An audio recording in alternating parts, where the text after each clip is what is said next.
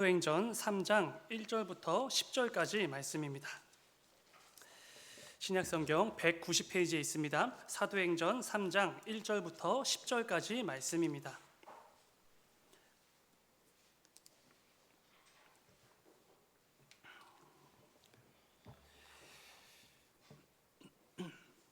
다 찾으신 줄 믿고 우리 한 절씩 교독하고 마지막 10절은 함께 읽겠습니다. 제가 먼저 읽겠습니다. 제9시 기도 시간에 베드로와 요한이 성전에 올라갈새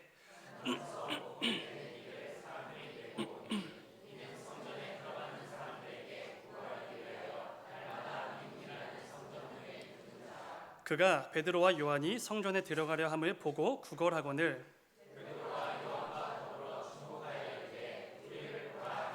그가 그들에게서 무엇을 얻을까 하여 바라보거늘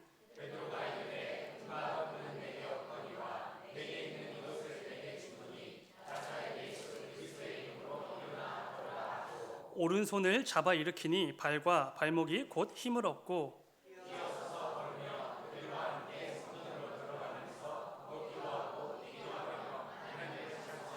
모든 백성이 그 걷는 것과 하나님을 찬송함을 보고 그가 본래 성전 미문에 앉아 구걸하던 사람인 줄 알고 그에게 일어난 일로 인하여 심히 놀랍게 여기며 놀라니라. 아멘.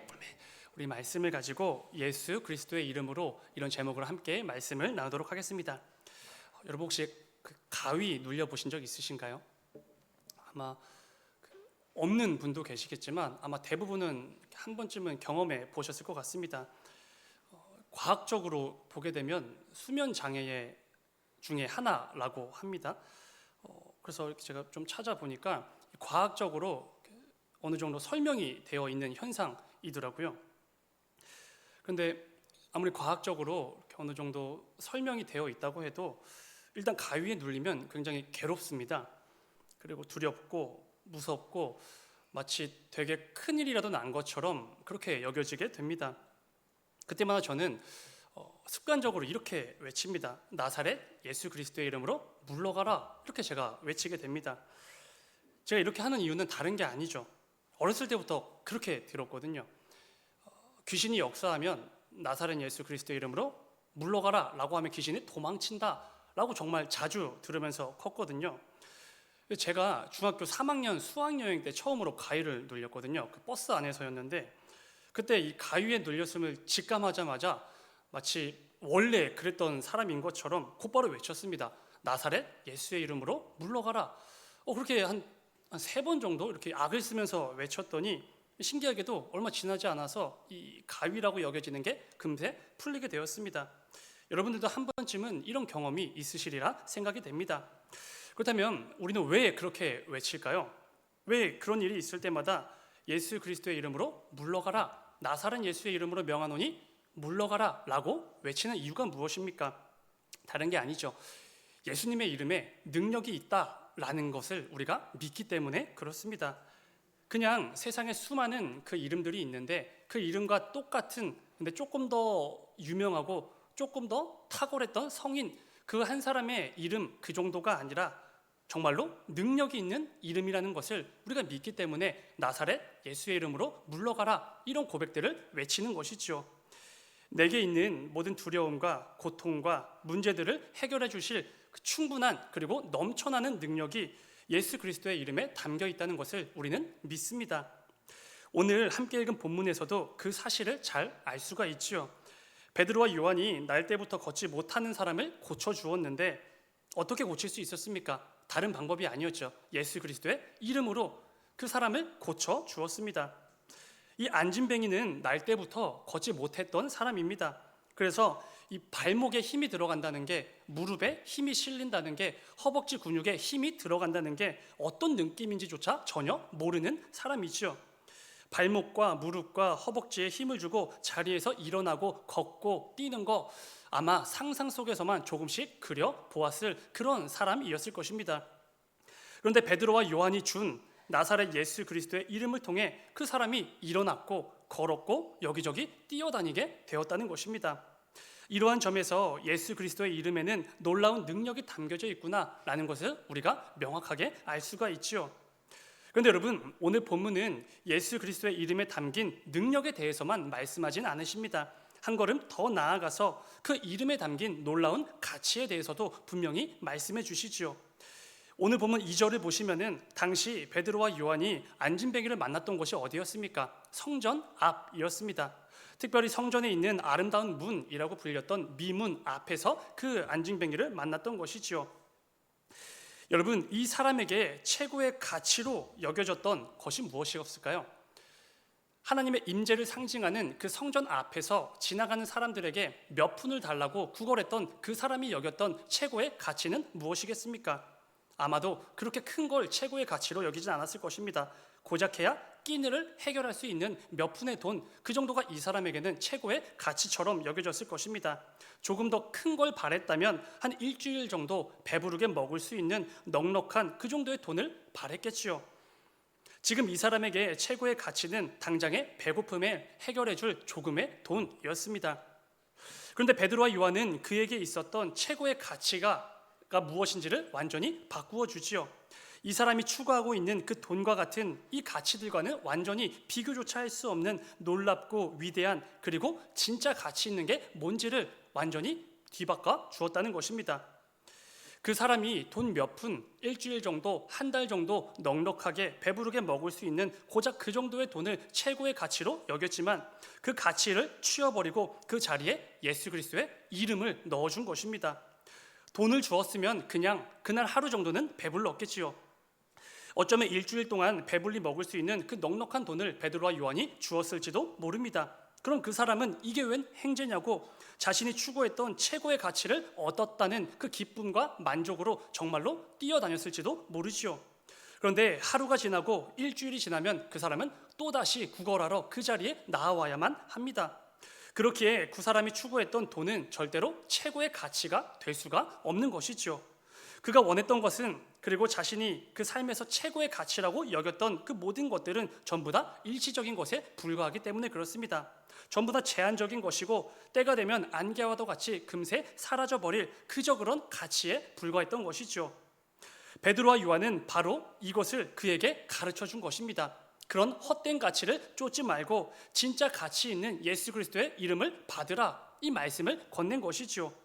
우리 삶의 최고의 가치가 될 수 없다는 그 돈, 그리고 이 세상의 가치와 기준들을 전부 다 내버리고 진짜 가치 있는 것이 무엇인지, 그게 바로 예수 그리스도의 이름이다 라는 것을 분명하게 제시해 주었다는 것입니다. 오직 죄인들을 위해 자신의 생명을 내어주시고 이를 통해 우리에게 구원을 주신 그 예수 그리스도라는 이름에 진짜 가치가 있다는 것을 가르쳐 준 것이지요. 사랑하는 여러분, 어쩌면 우리 역시 날 때부터 걷지 못했던 이 사람처럼 신앙생활을 이어왔을지도 모르겠습니다. 내 삶을 통째로 변화시켜 주시고 내 모든 문제와 고통을 해결해 주실 예수 그리스도의 이름과 복음이 우리 모두에게 거저 주어져 있는데, 그럼에도 여전히 이 세상의 가치와 기준들을 쫓아 살아가는 것입니다. 여전히 그것들에 마치 내 삶의 최고의 가치가 담겨져 있는 것처럼 여기면서 교회에 출석하고 봉사하고 직분을 맡고 신앙생활을 이어가고 있었을지도 모릅니다. 여러분, 우리에게 필요한 것은 은이나 금이 아니지 않습니까? 우리에게 진짜 필요한 것은 우리를 구원하신 예수 그리스도의 이름입니다. 이걸 절대로 잊으시면 안 되는 것이지요. 오늘 말씀을 기억하시면서 무엇보다 우리에게 주어진 이 예수 그리스도의 이름을 내 삶의 최고의 가치로 삼는 우리 모두가 되기를 간절히 소망합니다. 내 삶을 변화시키시고 내 자녀들의 삶을 변화시키시고 우리 모든 다음 세대들의 삶을 통째로 변화시켜 주시고 우리 모두를 구원에 이르게 해 주실 그 유일한 이름, 예수 그리스도의 이름이 저와 여러분의 삶의 최고의 가치가 되어야만 하는 것이죠. 이번 필리핀 단기 선교의 전체적인 주제는 예수님의 이름에 관한 것들입니다. 필리핀 사람들의 80% 이상이 가톨릭을 믿습니다. 그렇게 그 땅에는 예수 그리스도에 대한 정확한 신학적 지식이 부족합니다. 또 기독론 이단들도 참 많이 있지요. 그래서 이번 주제를 통해 그 땅의 모든 영혼들에게 예수 그리스도가 누구신지, 우리에게 어떤 존재인지, 그분은 우리를 위해 뭘 하시는 분이신지를 선포하고 가르쳐주고 오려고 합니다. 여러분, 우리 교회가 이 세상을 향해 줄 수 있는 것은 눈이 돌아갈 만한 그런 선물, 그런 프로그램이 아니지 않습니까? 세상에서 성공하고 탁월함을 갖춘, 그리고 돈도 많은 어떤 유명인의 방문도 절대로 아닙니다. 우리 교회가 세상을 향해 줄 수 있는 것은 예수 그리스도의 이름밖에 없지요. 베드로와 요한이 진짜로 줄 게 없어서 어쩔 수 없이 예수의 이름을 준 게 절대로 아닙니다. 그게 바로 자신들의 사명이고 교회가 해야 될 일이기에 예수 그리스도의 이름을 그에게 준 것이지요. 이번 단기 선교가 우리 선교팀원들 한 사람 한 사람을 통해 그 땅에 하나님이 예비해 두신 그 귀한 영혼들에게 예수 그리스도의 이름을 넘치도록 건네주고 올 수 있도록 이 밤에 꼭 함께 기도해 주시길 바랍니다. 여러분, 요한복음에는 예수님께서 자신의 정체성을 계시하시는 그 말씀 구절들이 자주 등장합니다. 쉽게 말하면 이런 것이죠. 예수님께서 내가 누구인지, 내가 어떤 존재인지, 내가 너희를 위해 뭘 하는 존재인지에 대해서 자기 소개와 같은 말씀을 반복해서 말씀해 주신다는 것입니다. 다들 많이 들어보셨을 것입니다. 에고 에이미, 나는 무엇이다. 예수님께서는 무려 7번이나 동일한 패턴을 사용하셔서 자신을 소개하십니다. 나는 생명의 떡이다. 나는 세상의 빛이다. 나는 문이다. 나는 선한 목자다. 나는 부활이요 생명이다. 나는 길이요 진리요 생명이다. 나는 참 포도나무다. 이렇게 계속해서 자신의 정체성을 계시하시면서 자신의 이름을 소개해 주시는 것이지요. 그 가운데 이번 선교 때에는 특별히 생명의 떡이신 예수님, 참 포도나무이신 예수님, 선한 목자가 되시는 예수님, 이 세 가지를 중점적으로 필리핀 아이들과 함께 좀 나누어 보려고 합니다. 오늘 이 밤에도 예수님의 이 세 가지 이름에 담긴 중요한 메시지들을 좀 함께 고민해 보면서 특별한 묵상이 있게 되기를 간절히 소망합니다. 먼저 요한복음 6장 35절을 보시면은 예수님께서는 자신을 이렇게 소개하십니다. 6장 35절, 예수께서 이르시되 나는 생명의 떡이니 내게 오는 자는 결코 줄이지 아니할 터이요 나를 믿는 자는 영원히 목마르지 아니하리라. 아멘.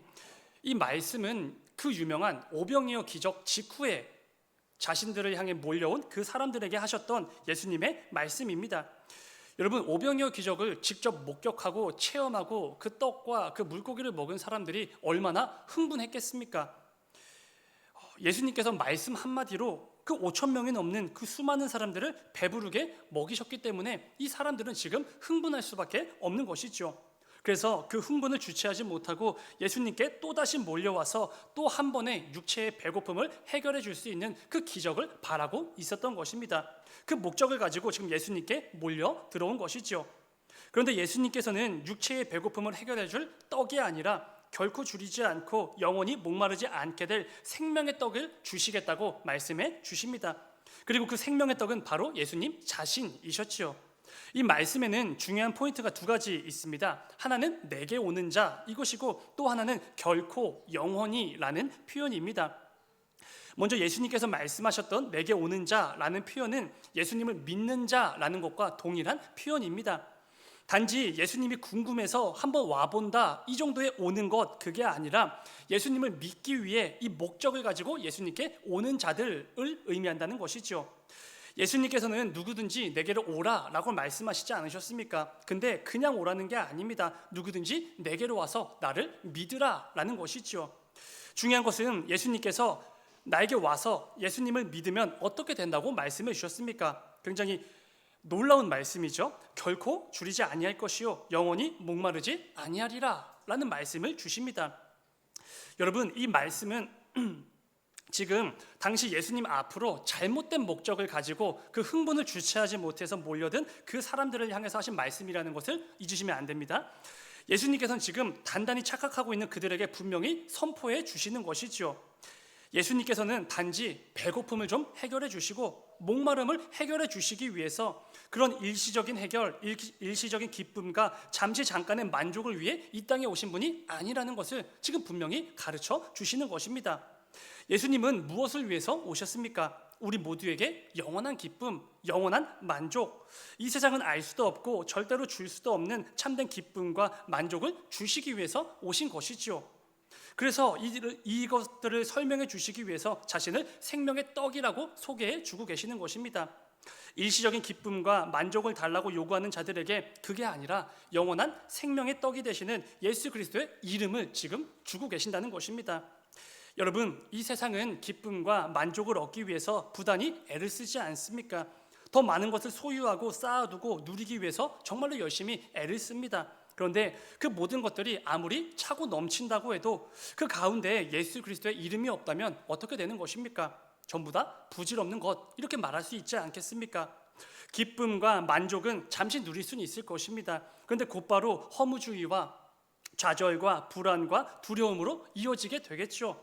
안개와도 같은 것들에 불과한 것이기에 너무나 당연한 결과입니다. 그러나 예수 그리스도의 이름으로 주어지는 기쁨과 만족은 완전히 다르다는 것입니다. 세상의 금과 은은 하나도 없어도, 또 세상의 명예와 인정과 칭찬은 하나도 없다고 해도 생명의 떡이 되시는 그 예수 그리스도를 먹고 그 예수 그리스도 안에 거하는 사람들은 절대로 줄이지도 않고 영원히 목마르지도 않는 차고 넘치는 참된 기쁨과 만족을 영원토록 예수님 안에서 누릴 수 있게 된다는 것입니다. 지금 이것을 말씀해 주시는 것이지요. 이번 단기 선교를 통해 그 땅의 모든 영혼들에게 우리의 생명이 되시는 떡이 되시는 예수 그리스도를 마음껏 전하고 올 수 있도록 꼭 함께 기도해 주시기 바랍니다. 단지 배고픔과 목마름의 문제가 아니라 그것을 뛰어넘어서 진짜 가치 있는 것, 진짜 기쁨과 만족을 주는 예수 그리스도의 이름을 마음껏 증거하고 돌아오는 이번 선교가 될 수 있도록 꼭 함께 기도해 주시기 바랍니다. 두 번째는 포도나무이신 예수님에 관한 부분인데요. 요한복음 15장 5절입니다. 우리 같이 읽어볼까요? 15장 5절 시작.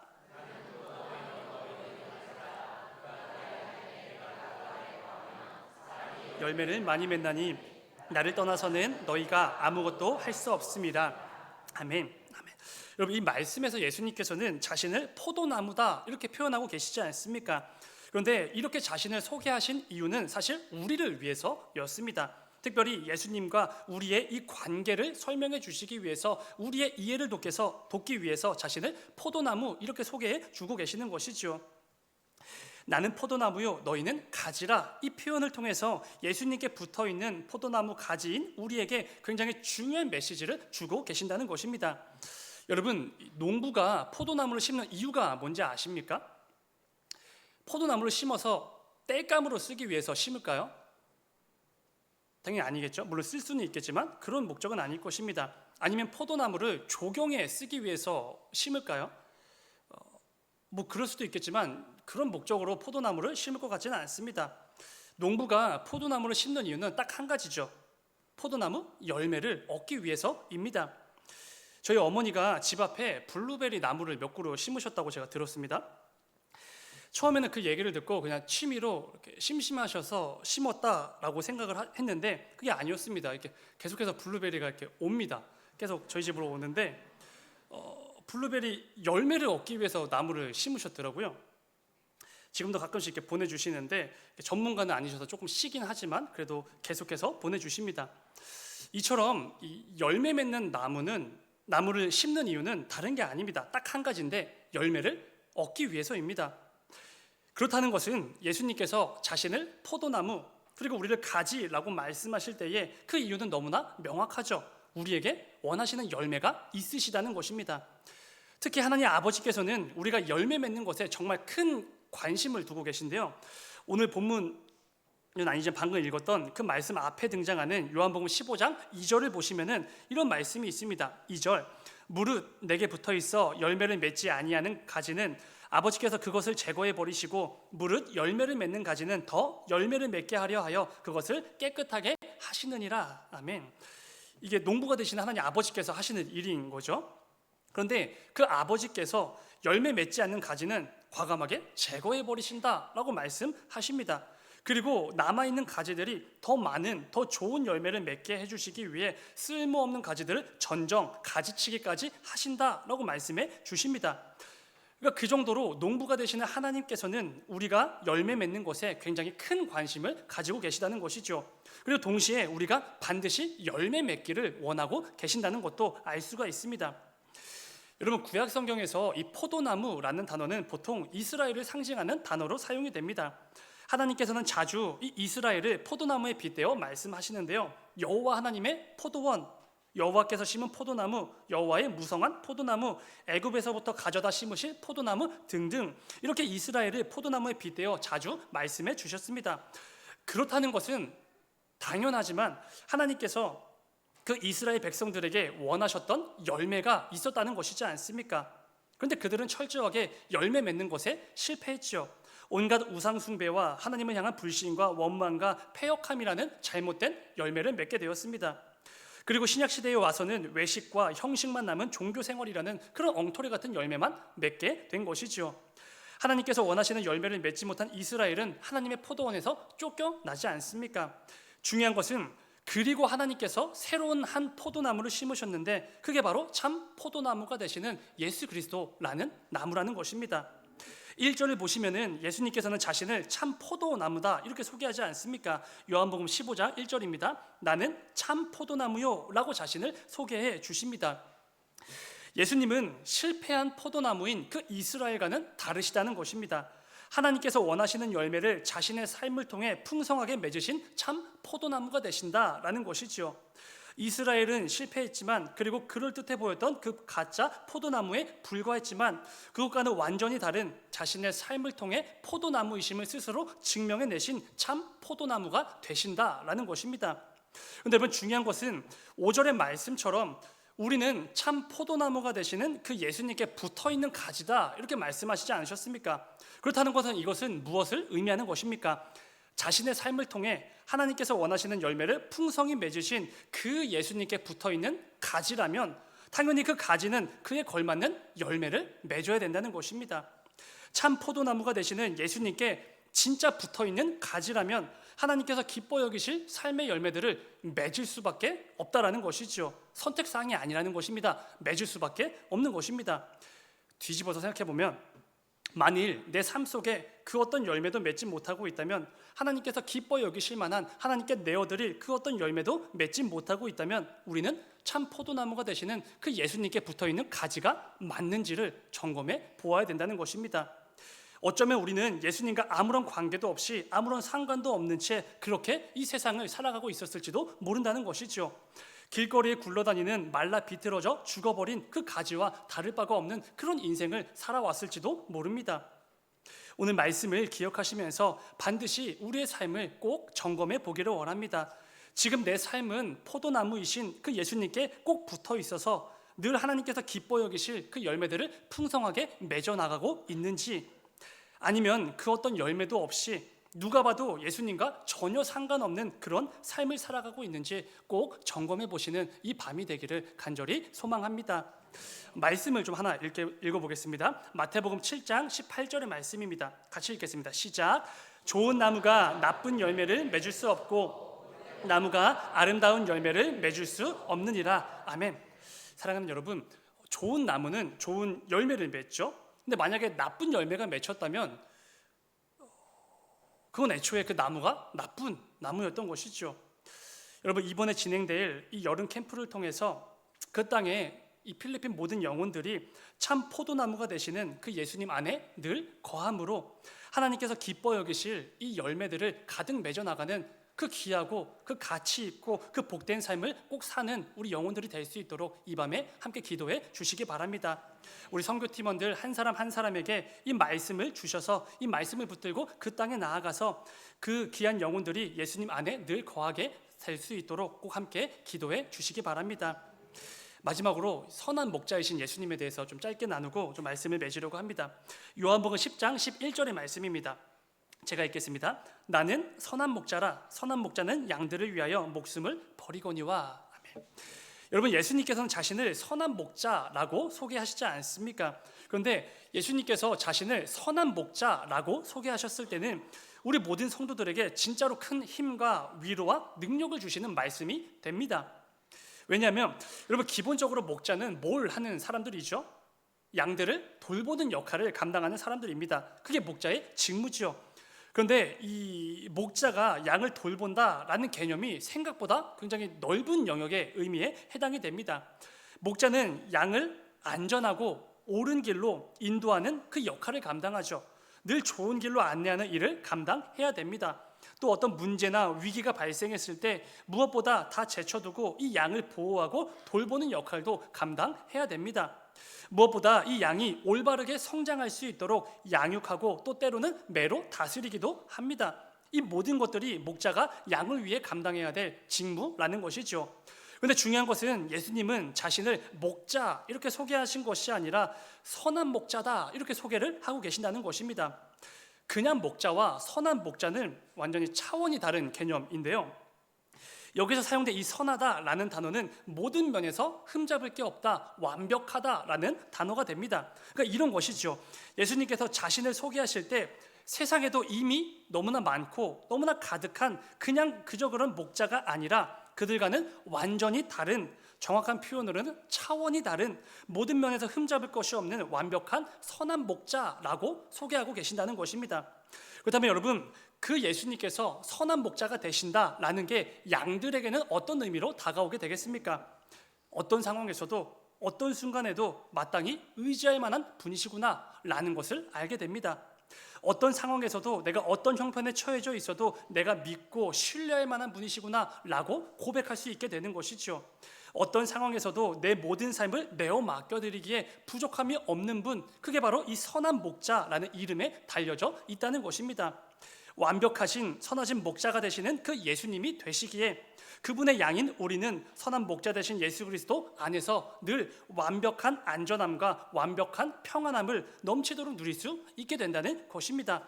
예수님이 그냥 목자가 아니라 선한 목자이시기에 가능한 일이죠. 우리는 어떻게 예수님을 신뢰하며 살 수 있습니까? 라는 질문을 대해서는 그분은 나의 선한 목자가 되시기 때문입니다. 그냥 이렇게 대답하면 된다는 것입니다. 이 땅을 살아가는 동안에 이 고백이 우리 성도들의 입에서 늘 끊이지 않아야 되지 않겠습니까? 어떤 상황에서도 어떤 형편에서도 나를 가장 안전하고 선한 길로 인도하시는 선한 목자 되시는 그 예수 그리스도를 의지하고 신뢰하는 양으로서 이 땅을 살아가는 것이죠. 성경은 그런 사람들을 성도 이렇게 불러주시는 것입니다. 무엇보다 예수님께서는 선한 목자는 양들을 위해서 목숨도 바친다 이렇게 말씀해 주지 않으셨습니까? 이 문장을 헬라어로 직역하면은 어쩔 수 없이 목숨을 버릴 때도 있다 이런 의미가 절대로 아닙니다. 자발적으로 자신의 목숨을 양들을 위해 기꺼이 내버린다라는 의미가 됩니다. 이것은 예수님께서 인간의 몸을 입고 이 땅에 오신 그 목적과도 정확하게 일치하죠. 예수님은 우리의 죄를 대신해 죽으실 화목제물로 이 땅에 오지 않으셨습니까? 요한일서 2장 2절을 보면은 요한은 이렇게 말합니다. 그는 우리 죄를 위한 화목제물이니 우리만 위할 뿐 아니요 온 세상의 죄를 위하심이라. 예수님께서는 정말로 친히 우리의 화목제물이 되어주시기 위해서 이 땅에 오셨습니다. 우리를 죄에서 건져내 주시기 위해 이 땅에 오셨고 자발적으로 자신의 생명을 화목제물이 되어주심으로 내어주신 것이죠. 로마서 5장에서 사도 바울이 말하는 것처럼 여전히 우리가 죄인에 불과해서 말할 때마다 어떤 행동을 할 때마다 이 죄만 더해가는 그 죄인들을 위해서 예수님께서 자발적으로 자신의 생명을 내어주셨다는 것입니다. 중요한 것은 여러분 예수님께서 선한 목자가 되시기에 그리고 우리를 위해 기꺼이 자신의 생명까지도 내어주시는 분이시기에 우리가 어떻게 그분을 신뢰하지 않을 수 있겠습니까? 어떻게 그분을 의심하고 마땅히 의지하지 못할 수가 있겠습니까? 그런 일은 있을 수가 없지요. 어떤 상황에서도 마땅히 믿고 의지하고 내 모든 신뢰를 내어드리기에 조금도 부족함이 없으신 분, 그분이 바로 선한 목자 되시는 예수님이라는 것입니다. 이번 단기 선교 캠프를 통해 무엇보다 그 땅에 있는 모든 귀한 어린 영혼들에게 선한 목자 되시는 예수 그리스도의 이름을 분명하게 선포하고 전하고 가르쳐주는 우리 모든 선교 팀원들이 될 수 있도록 기도해 주시기 바랍니다. 이를 통해 많은 영혼들이 내 삶에 선한 목자가 되시는 그 예수 그리스도를 만나고 영접함으로 그분의 인도하심과 돌보심의 은혜를 충만하게 누릴 수 있게 되기를 주님의 이름으로 축원을 드립니다. 말씀 맺겠습니다. 사랑하는 여러분, 다시 오늘 본문으로 돌아와서 오늘 본문에 등장한 이 날 때부터 걷지 못했던 사람이 예수 그리스도의 그 이름에 담긴 능력으로 일어나 걷고 뛰게 된 후에 곧바로 뭘 했다고 하지요? 하나님을 찬양했다 이렇게 말씀하지 않습니까? 예수 그리스도를 통해서만 누릴 수 있는 참된 기쁨과 만족을 알게 되었고 누리게 되었더니 얼마나 기쁘고 얼마나 감격스럽고 얼마나 흥분되었겠습니까? 그래서 아직 이 서 있는 것조차 익숙하지도 않은 그 몸으로 여기저기 뛰어다니면서 하나님을 찬양하고 그 기쁨을 마음껏 누렸다는 것입니다. 이번 단기 선교 가운데 선교대원들 한 사람 한 사람을 통해 그 어린 영혼들에게 하나님의 말씀이 선포될 때마다 이 놀라운 감격과 기쁨과 찬양이 그 귀한 어린 영혼들에게도 있을 수 있도록 꼭 함께 기도해 주시기 바랍니다. 그 영혼들에게 예수 그리스도의 이름이 정확하게 온전하게 선포되어지고 가르쳐져서 그 땅에 하나님이 예배하신 그 모든 귀한 영혼들이 주께로 돌아와 하나님께 영광을 돌리고 찬양을 돌리는 이 복된 일이 넘쳐나는 이번 단기 선교가 될 수 있도록 꼭 함께 기도해 주시기를 간절히 소망합니다. 잠시 기도하겠습니다. 사랑의 주님, 아버지, 주께서 사랑하시는 그 귀한 영혼들을 위해서 이 땅에 세우신 선교사들이 나아갑니다.